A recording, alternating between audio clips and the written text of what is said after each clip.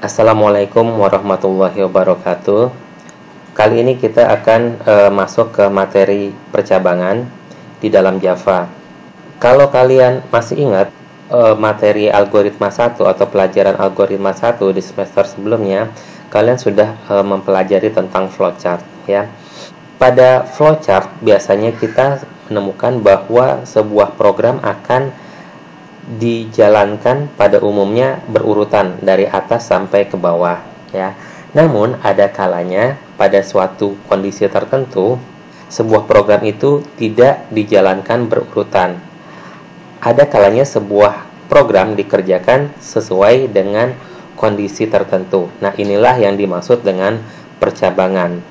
Contohnya, misalnya ketika kita pertama kali menjalankan sebuah program di mana pada program atau sistem tersebut menanyakan password dari pengguna ya, misalnya pada saat kita ingin membuka sebuah email ya. Nah, jika kita mengisikan user ID dan password dengan benar, maka selanjutnya sistem akan memberikan izin kepada pengguna untuk masuk atau untuk mengeksekusi program secara lebih lanjut ya.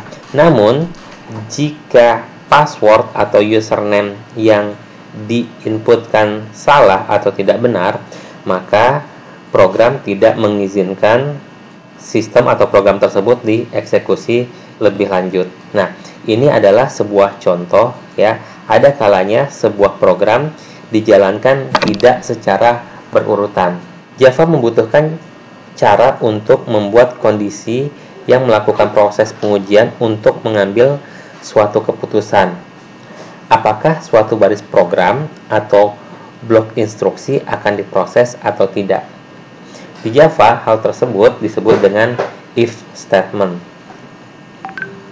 Di Java, if dibagi menjadi beberapa macam bagian.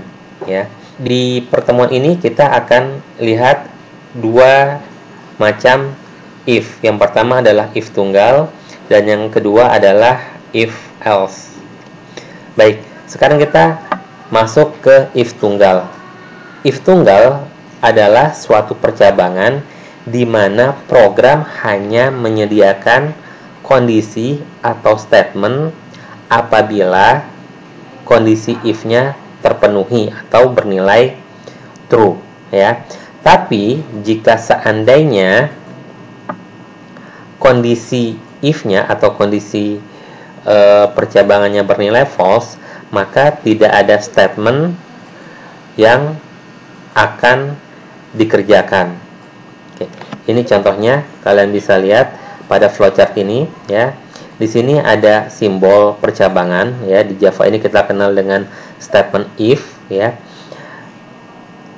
Jika hasil pengujian terhadap kondisinya bernilai true, maka akan ada statement-statement atau pernyataan yang akan dikerjakan oleh program ya. Begitu juga sebaliknya. Seandainya hasil pengujian, hasil evaluasi terhadap kondisinya bernilai false atau salah, kita lihat di sini, maka tidak ada statement apapun yang dijalankan ya. Di Java ya, untuk membuat sebuah statement if tunggal bentuk umumnya sebagai berikut. If kondisi ya, kemudian di baris berikutnya statement ya. Untuk if kondisi tidak perlu diakhiri oleh titik koma ya.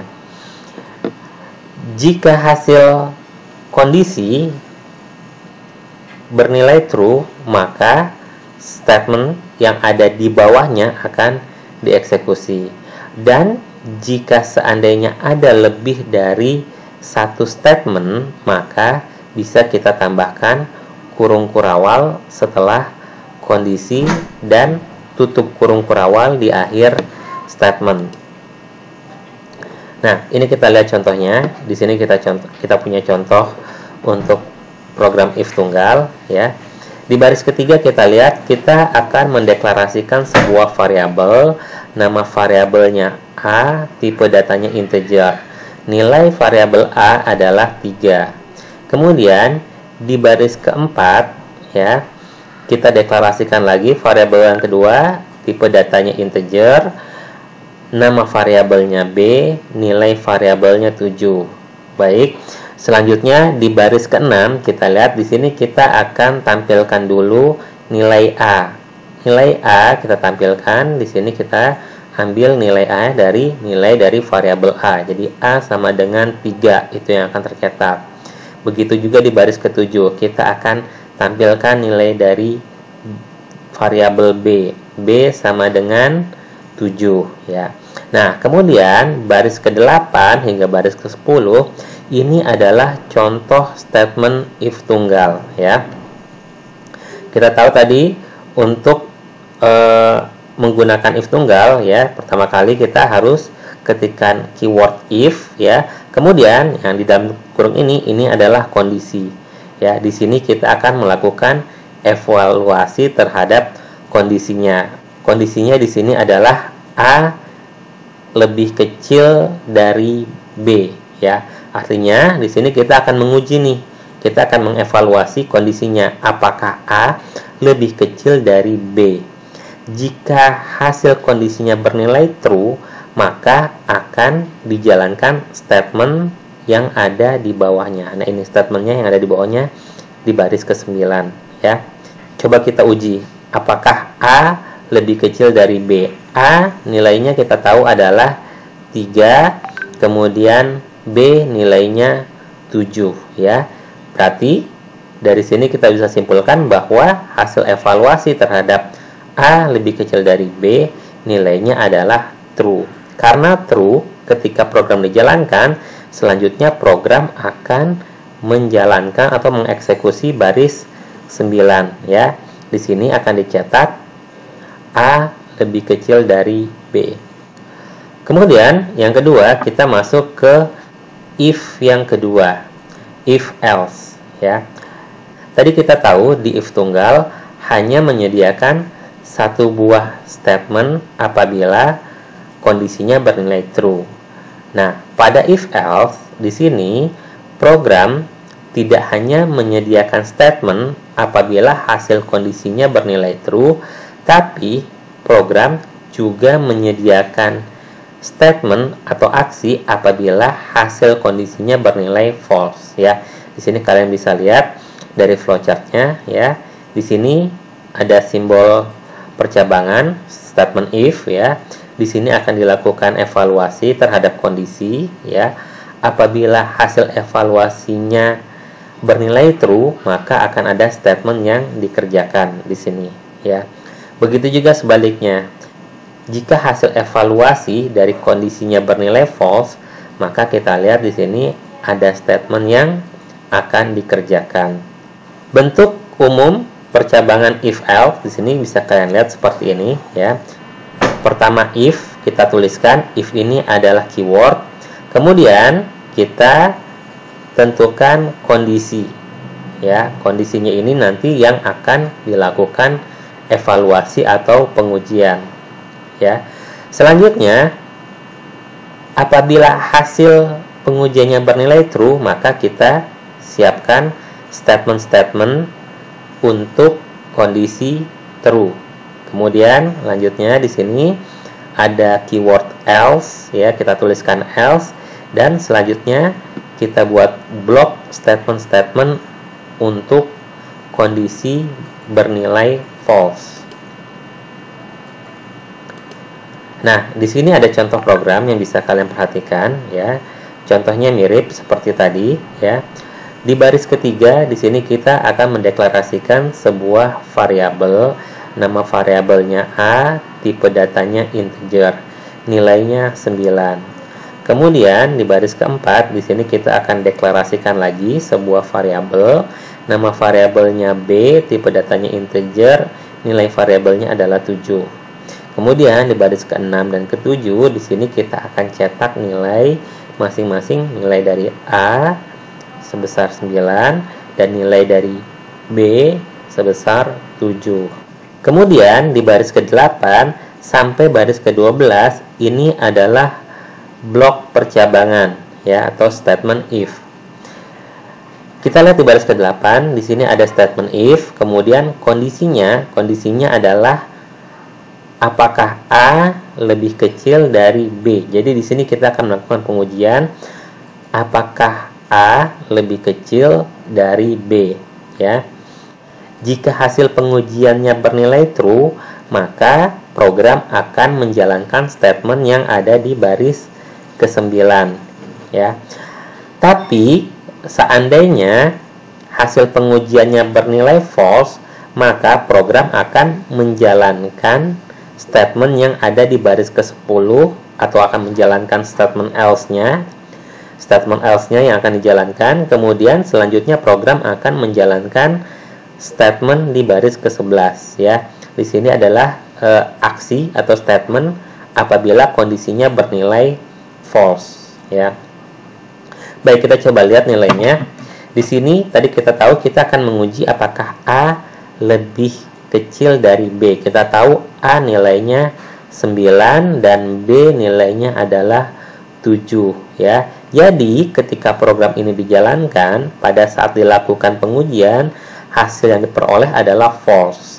Karena hasil yang diperoleh false, maka nanti program selanjutnya akan menjalankan baris ke-10, akan menjalankan statement else-nya, dan dilanjutkan lagi dijalankan statement di baris ke-11, dan akan dicetak A lebih besar dari B. Nah, ini adalah output dari contoh program tersebut. Selanjutnya, untuk memahami lebih lanjut statement if else, kita bisa lihat lagi contoh yang kedua. Di contoh yang kedua di sini kita lihat di baris ketiga, kita mendeklarasikan sebuah variabel, nama variabelnya nilai, tipe datanya integer, ya. Nilai dari variabel nilai ini adalah 70. Oke, kemudian di baris keempat sampai baris ke-8 ini adalah blok percabangan atau blok statement if, ya. Kita lihat di baris keempat ada statement if, kemudian kondisinya, ya, kondisinya adalah nilai lebih besar atau sama dengan 65, ya. Artinya apa? Di sini kita akan melakukan pengujian atau kita akan melakukan evaluasi apakah nilai dari variabel nilai ini lebih besar atau sama dengan 65, ya. Jika seandainya hasil evaluasinya bernilai true, maka kita lihat di baris kelima kita siapkan statement system.out.println selamat Anda lulus, ya. Tapi jika seandainya hasil evaluasinya bernilai false, maka kita siapkan statement else-nya di baris ke-6, ya. Selanjutnya untuk kondisi else, ya, kita siapkan lagi sebuah statement di baris ke-7. Di sini kita akan cetak system out println mohon maaf Anda tidak lulus. Oke, sekarang kita coba lihat apabila programnya dijalankan outputnya seperti apa. Kita lihat di sini, kita ketahui nilai dari variabel nilai adalah 70. Kemudian pada blok percabangan kita bertemu dengan kondisi atau kita akan menguji apakah nilai dari variabel nilai ini lebih besar atau sama dengan 65, ya. Setelah kita uji ternyata hasilnya bernilai true. Kenapa? Karena nilai dari variabel nilai ini nilainya lebih besar atau sama dengan 65, ya. 70 ini lebih besar atau sama dengan 65. Jadi hasil pengujiannya bernilai true. Karena nilainya true, maka selanjutnya program akan menjalankan baris kelima dan akan dicetak selamat Anda lulus. Oke. Nah, ini adalah output dari contoh program yang kedua. Baik, sekarang kita akan coba materi latihan untuk perulangan. Silahkan kalian buka aplikasi BlueJ-nya atau aplikasi Java Editor lainnya. Pertama-tama kita akan buat sebuah kelas baru. Kita boleh kasih namanya kondisi.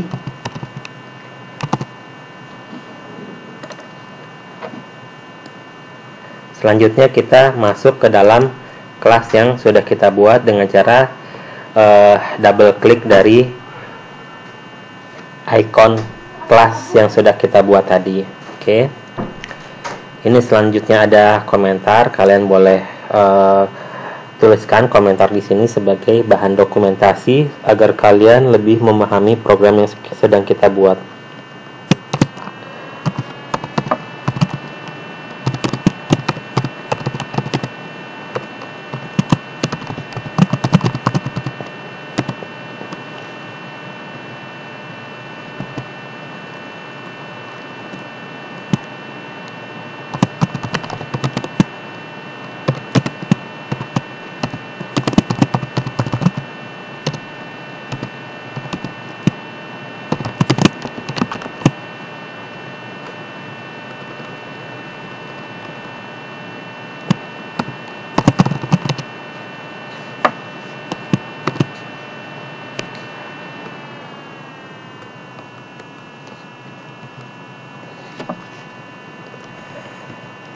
Baik, selanjutnya template yang ada boleh kita hapus terlebih dahulu.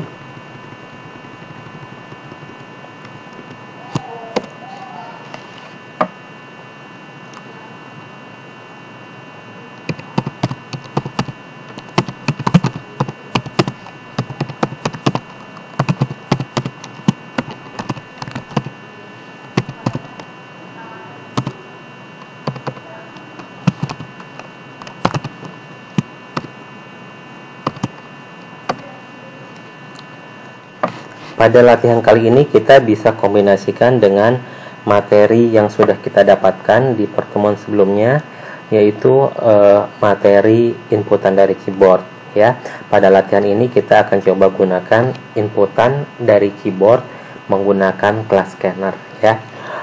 Seperti yang sudah kita pelajari pada pertemuan sebelumnya, untuk menggunakan class scanner ada 3 cara atau 3 langkah yang harus kita lakukan. Yang pertama kali adalah memanggil class scanner ke dalam baris program kita. Caranya kita bisa ketikkan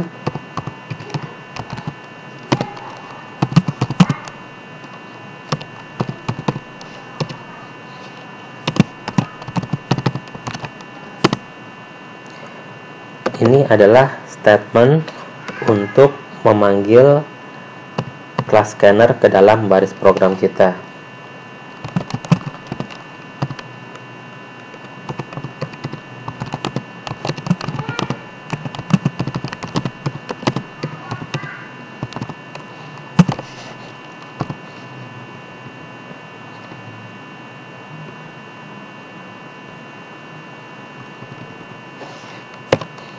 Selanjutnya, langkah yang kedua kita lakukan adalah membuat objek scanner yang fungsinya untuk menampung nilai yang akan diinputkan menggunakan keyboard.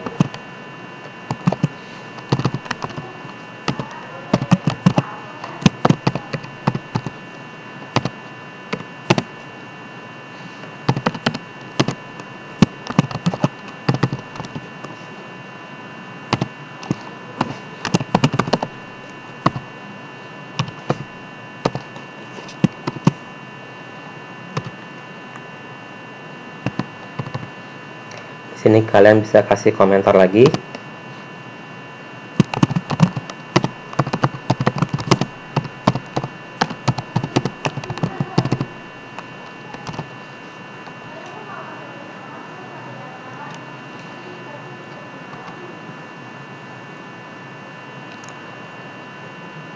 Selanjutnya kita bisa memberikan perintah untuk melakukan suatu inputan ke dalam program.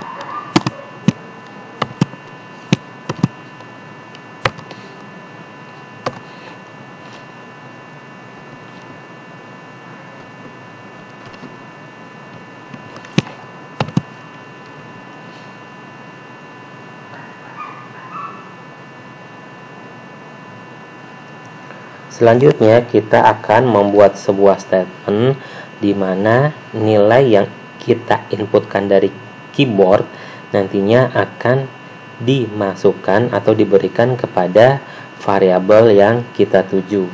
Nah, di sini kita perlu membuat atau mendeklarasikan variabelnya terlebih dahulu, ya. Karena kita lihat di sini perintahnya adalah masukkan total belanja, berarti bisa kita asumsikan bahwa nilai yang akan diinputkan adalah berupa nilai bilangan bulat.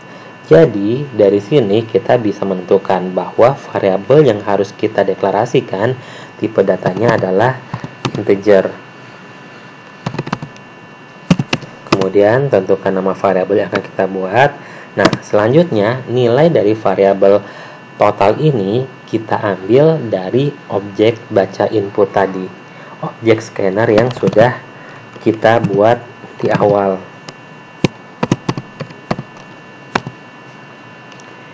Nah, kemudian jangan lupa untuk scanner, ya, metode yang digunakan untuk di kelas scanner harus disesuaikan dengan tipe data yang kita gunakan. Karena di sini tipe data yang kita gunakan adalah integer, maka metode yang kita pakai adalah next in.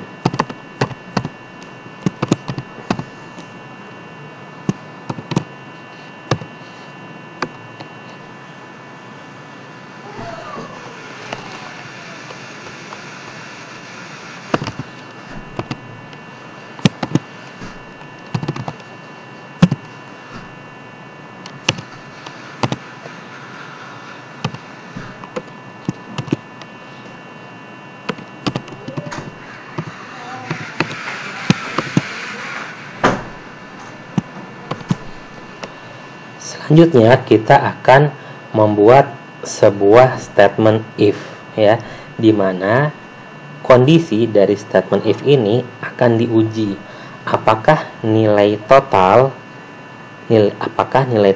lebih dari 100.000, ya.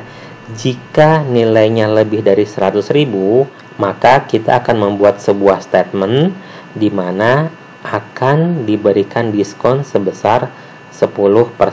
Baik, karena kita akan memberikan diskon, berarti kita perlu mendeklarasikan satu buah variabel lagi yang bisa kita beri nama variabelnya dengan diskon. Untuk nilainya di sini boleh tidak diisi terlebih dahulu atau kita tentukan di akhir, atau boleh kita tentukan nilainya 0. Kemudian kembali ke statement if, ya. Di sini kita akan menuliskan statement apabila hasil evaluasi bernilai true. Di sini, ya, jika kondisinya bernilai true, maka akan diberikan diskon sebesar 10%.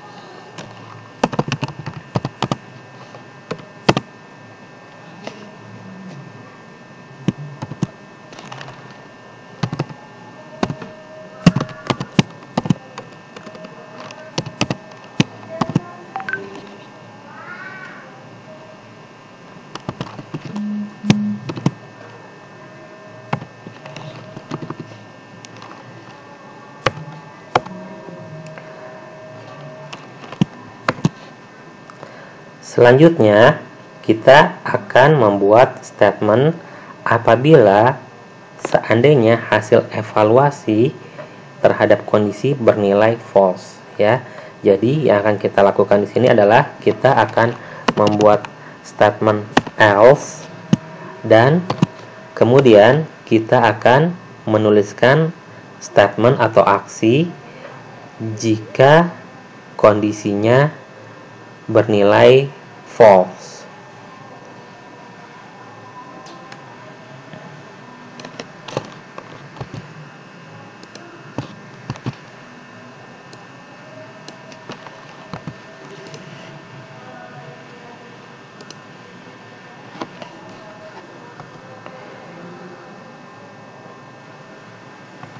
Selanjutnya kita akan membuat statement yang akan menampilkan nilai diskon yang diterima.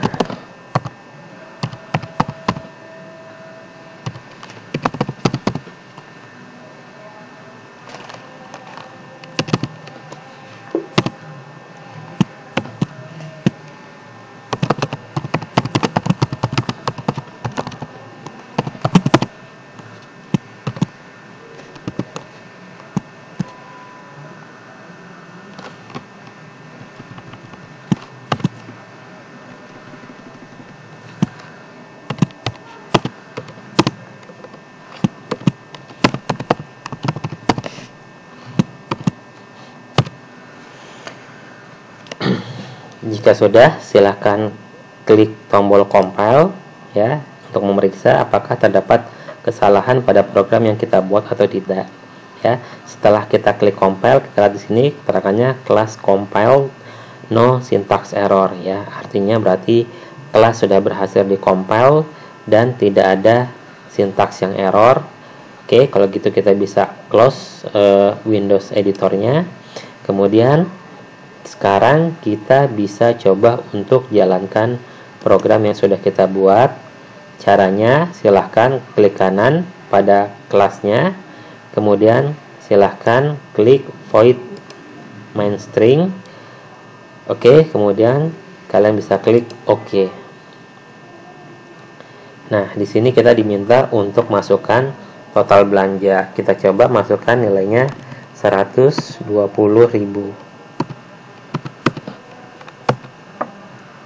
Nah, kita lihat di sini nilai yang kita masukkan, yang kita inputkan dari keyboard sebesar 120.000 dan diskon yang diterima 10% dari 120.000, yaitu sebesar 12.000. Baik, selanjutnya di Classroom sudah terdapat tugas yang perlu kalian kerjakan ya. Dari materi dan contoh yang telah saya berikan, silahkan kerjakan dan kumpulkan tugas yang diberikan. Baik, terima kasih sebelumnya. Assalamualaikum warahmatullahi wabarakatuh.